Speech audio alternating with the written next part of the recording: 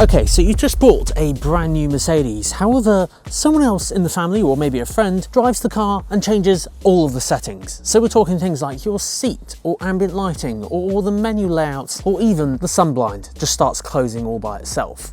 These are things that you can do on profiles, where you can each have your own profile with your own settings. This saves you basically having to do this.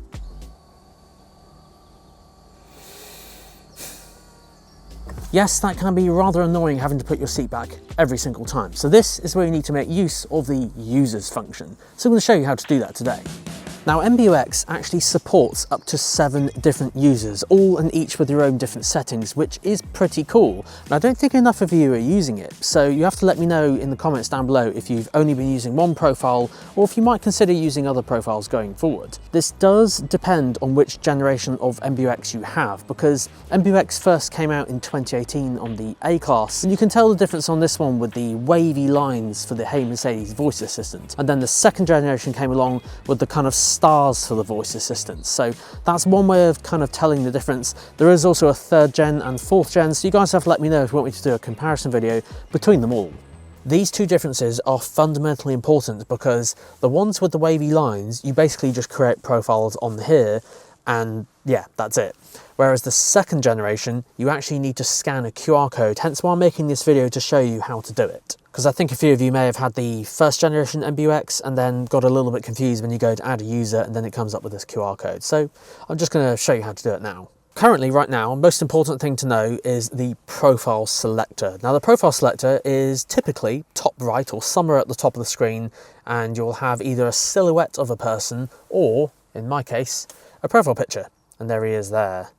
Now, if I go on to select user, this is what you'll normally see when you jump in the car each day. It'll ask who's driving or which user you want to log into. And you can see there's an add user. So remember, adding a user on here with the Hey Mercedes voice assistant with the wavy lines, you just do it on here. However, if we go to add user on here, it'll ask you to scan the QR code. Now, I'm going to presume a couple of things here, that you have your car linked to your Mercedes-Benz account. That's the app, Mercedes Me that it used to be called. If you haven't done that, I urge you to look in the description down below and have a look at that link to show you how to set that up, because you will need it for this. So, for example, I've got my profile already on the car, my phone's in the back here recording this screen, and now I bought along the second person. I'm going to call him John Smith. This is his iPad for argument's sake. I've already signed into the Mercedes-Benz app on here, and then what you do is basically open up the camera and you scan the QR code on here. Now, I don't have a second phone, so that's why I'm using an iPad, so bear with me. And yeah, we basically just sign in. It'll ask you to make a PIN, so I'm just going to do 1, 2, 3, 4, just for argument's sake. Save. PIN successfully saved. Do you wish to use biometrics? So that's the Touch ID on the iPad. And then just allow and follow all the steps through. We have your car on the Mercedes-Benz app. And then seconds later, we'll have John's profile appear in the car. There we go, unlock John Smith. So obviously I typed in that PIN, didn't I? 1, 2, 3, 4. Obviously do something a little bit more secure than that. Welcome back, John Smith. And then you'll get a little greeting. Now, one thing to note, if you do it this way, this is just allowing temporary access to the car with a profile. So you notice on the screen here at the moment, I can request permanent access by tapping that button, and it will send a notification to the main person on the account. But I'm not going to worry about that for now, but that is how you do it just in case. But the most important thing, we have a setup assistant to go through now. So I'm going to tap start and follow all the steps here. Now, some cars are very, very clever. They know the ideal seat position and the steering wheel position, and you can preset this if you want to, although I have already got my seat set up in the right position, so I'm just going to tap skip. Now, this one's a big one, and a lot of people do message me about this, and I have actually made a dedicated video about this, but this is the prompting of the PIN every time you get in the car. So not everyone wants this, and of course if you have a fingerprint sensor then you can do this, and this car has like facial recognition. So I'm going to leave this on just for now to show you how it works, but if you don't want to log in every time or don't need your profile protected, just toggle it off. Now, if you have opted to keep it on, of course, you'll be using your PIN to log in, or you can do fingerprint. Now, if you're going to do fingerprint, you literally just tap that, and then somewhere in the middle, there'll be a fingerprint sensor. It kind of looks a bit like this here. Then you just keep placing your finger on it, and it will scan your unique fingerprint like this. You just got to make sure you do your edges Very, very similar to iPhones and Android where you do Touch ID or fingerprint scanning on that one. Now this car also has facial recognition, which I guess is pretty cool. My own car certainly doesn't have that, but yeah, to do this, facial recognition, when you tap configure, then just look directly ahead. So configure, and that's it done. Much quicker than iPhone. And then if you want to do voice, it can recognize your voice. The command to load up your profile was something like, hey Mercedes, load my personal profile, or something like that. And yeah, I'm just going to press cancel because she heard me say that. But I'm going to skip that bit for now because I don't think many people use that, but if you do want to set that up, then you can do that. Now here, you can change your name. So what I normally do is just remove the surname because it greets you every time and you don't need to say your surname. Make suggestions is a very cool feature. So it basically suggests things over time. So it will learn where your home is, it will learn what actions you do, and on that 0 layer thing on MBUX on certain multimedia systems, it will recommend things based on how you use the car. So if you want it to do that, turn it on. If you don't, have it off. Now this was quite a new one, and I kid you not, this is actually a very, very, very common question that everyone always asks me, and it's if you can link your key to the profile. Now for years, the answer has always been no, because Mercedes just don't do that. However, look at this, you can now do it. Now I know some of you are about to get into that comment section and ask me if your car is compatible.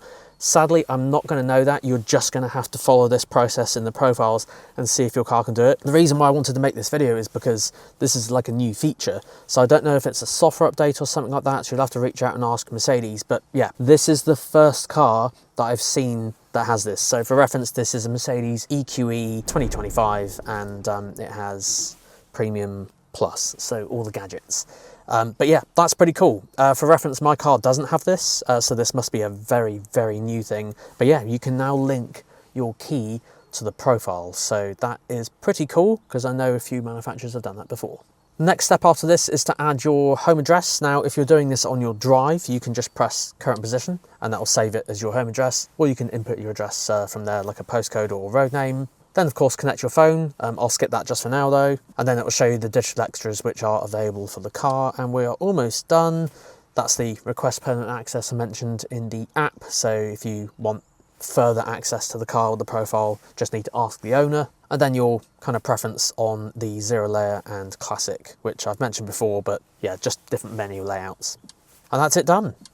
So this is your profile here, and you're probably wondering what things are actually saved on the profile. Well, I would love to do a list, but I'm sure that list will be, well, extremely long. Basically, it's a whole load of stuff.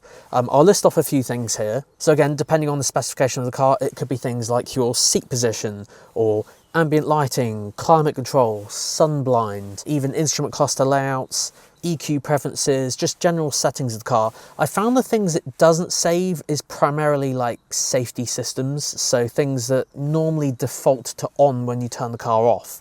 So this would be things like dynamic select or ESP or the car alarm. Those sort of things will always be on and you have to turn them off per session if you need to or want to, which does also include lane assist before you ask. So yeah, there's a whole world of things you can save, and of course menu layouts and things, so it's quite clever. And if you're lucky enough to have MBUX with rear screens in the back, you can even log in on the back as well. Same process, you just use the QR code on the second device and yeah, just log in from there. But yes, just make sure that each phone has their own email address set up, so don't try and add a profile with the same email address. It won't work like that. You each need your own email address logged into your own app, and then the main user will share it to the others.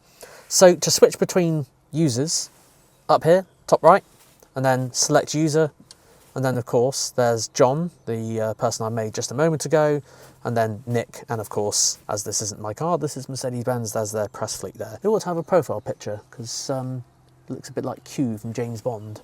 But yes, tap on Nick, it will scan my face and log me in. Easy as that. Now there is another way to add a user too. You can do this directly from the Mercedes-Benz app, but the only stipulation, you must be the main user, so you can't be a co-user to do this. On the app, go to your garage, top left, tap on your car that you want to share, scroll down this list to manage users and add from there. The other person with their phone just needs to scan the QR code just like before. So just remember, the more tech that you have on the different various screens in a car, so if you have rear screens or on this one that has the hyper screen, when I'm sat over here and logged in, the passenger can come over here and then log in as John Smith or whoever it needs to be. And of course, for security, keep their PIN nice and secure. So then they can watch their own stuff and have their own experience here, which is probably one of the reasons why it's called MBUX for Mercedes-Benz User Experience. It's all derived around the user and their experience. So there we have it, guys. That concludes this week's video. Now, if you want to see more stuff like this, make sure you hit that subscribe button, and thank you so much for watching. Remember, this video was from a suggestion from you guys. So if you want to see a particular topic, let me know in the comment section down below. But thank you so much for watching. Until next time, see you then.